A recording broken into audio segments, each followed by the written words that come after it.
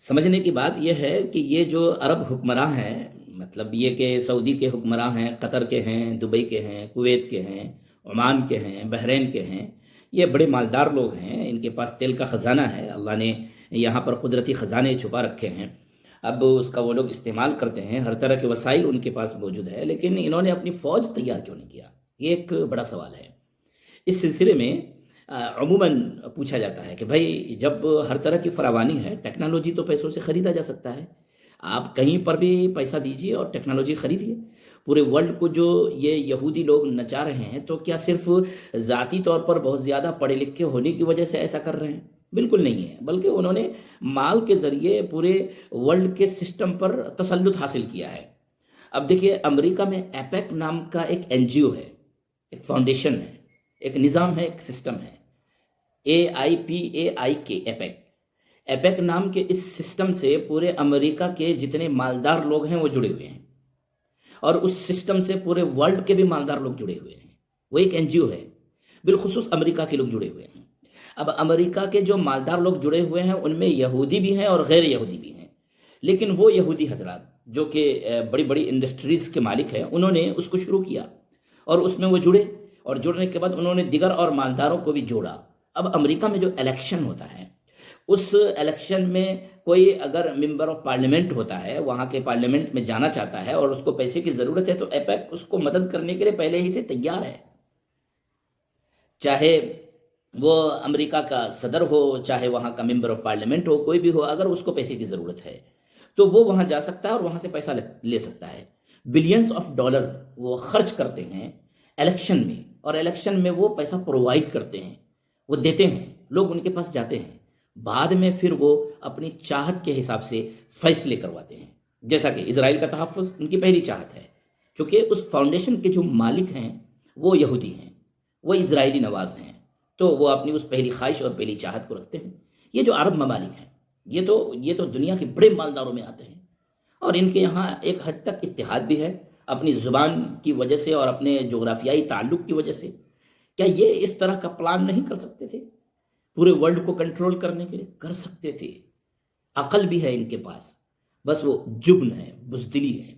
रही बात फ़ौज की कि ये फ़ौज क्यों नहीं तैयार कर रहे हैं, तो इनको डर लगता है। इनको डर लगता है कि अगर फ़ौज तैयार हो गई तो मिस्र की तरह फ़ौज ही यहाँ की हुकूमत पर कब्ज़ा कर लेगी। अगर फ़ौज तैयार हो गई तो पाकिस्तान की तरह यहाँ की हुकूमतों पर फ़ौज कब्ज़ा कर लेगी। इसी वजह से ये फ़ौज तैयार नहीं कर रहे हैं। कम से कम फ़ौज तैयार कर लेने के बाद ये हो जाता कि कौमी तहफ़्फ़ुज़ तो मिल जाता। अब जो ये 5-6 ममालिक हैं जिनका नाम हम बार बार ले रहे हैं, कतर है, दुबई है, बहरीन है, कुवैत है, ओमान है, और आपका सऊदी अरब है, इनके पास फ़ौजी नहीं है, इनकी हिफाजत अमेरिका करता है। तो भाई अमेरिका तो अपनी शर्तों पे हिफाजत करेगा ना। अमेरिका को एतमाद इन मुस्लिम ममालिक पर नहीं है। अमेरिका को इन मुस्लिम ममालिक से सिर्फ पैसे ले जाने हैं और तेल ले जाना है। इन मुस्लिम ममालिक की सलाहियतों का, इनके कुदरती ख़जानों का उसको इस्तेमाल करना है, और इन मुस्लिम ममालिक के ऊपर उन्होंने एक मुल्क को बिठा रखा है, इजराइल नाम का।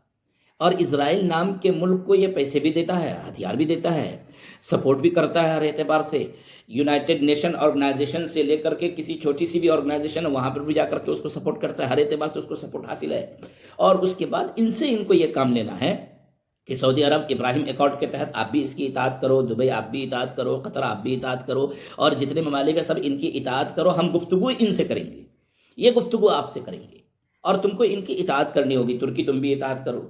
अब वाहिद एक मुल्क है ईरान, वहीं पर बिल्कुल बगल में है, और उन्होंने अपनी फ़ौज तैयार कर रखी है, और वो अमेरिका को भी धमकाता है, इजराइल को भी मारता है, अरब ममालिक को भी कहता है कि भाई सुधर जाओ, तुम भी अपने यहाँ कुछ इस तरह का सिस्टम और निज़ाम बना लो। ठीक है, तुम्हारी हमारी दुश्मनी है शिया सुन्नी की, तो हम लोग बैठकर उस मौजू पर गुफ्तगू कर लेंगे, देख लेंगे, चलिए। लेकिन ये कि शिया सुन्नी के अलावा जो एक दूसरी लड़ाई है, जो तहजीब की लड़ाई है, जो शनाख्त की लड़ाई है, जो इस्लाम बमुकाबिला अहले बातिल की लड़ाई है, उस लड़ाई को तो सही से कीजिए। अभी भी वक्त है इन अरब हुक्मरानों के पास कि ये इजराइल की मातहती में जाना चाहते हैं अमेरिका की इताअत करते हुए, या फिर इजराइल के वजूद को वहाँ से मिटाना चाहते हैं। अगर इजराइल की वजूद को वहाँ से मिटाना चाहते हैं तो इनको बहुत सिस्टमेटिक तरीके से, बड़ी हिकमत अमली के साथ प्लान तैयार करने होंगे, अपनी फ़ौज तैयार करनी होगी। अरे भाई आप बादशाह है ना, आप बादशाहत कीजिए।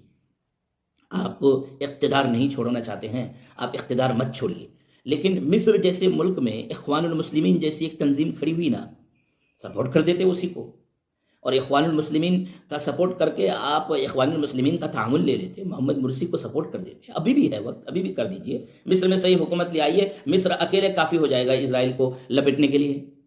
اب رہی بات آپ کی، تو آپ اپنی حکومت کیجئے، اپنا اقتدار کیجئے، آپ مالی اعتبار سے اور بھی ممالک ہے وہاں پر سپورٹ کر دیجئے اور وہاں پر طاقت لے آئیے۔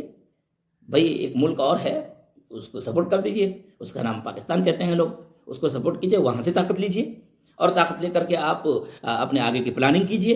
لیکن آپ ایسا نہ کر کے آپ امریکہ کی غلامی میں جاتے ہیں، تو پھر امریکہ تو وہاں پر آپ پر اعتماد نہیں کر رہا ہے، امریکہ صرف آپ کا خون چوسے گا، آپ پر بالکل بھی اعتماد نہیں کرے گا۔ آپ امریکہ اگر وہاں کسی پر اعتماد کرتا ہے تو وہ اسرائیل ہے، وہ اسرائیل پر اعتماد کرے گا، چونکہ اسرائیل ان کی تہذیب کا حصہ ہے۔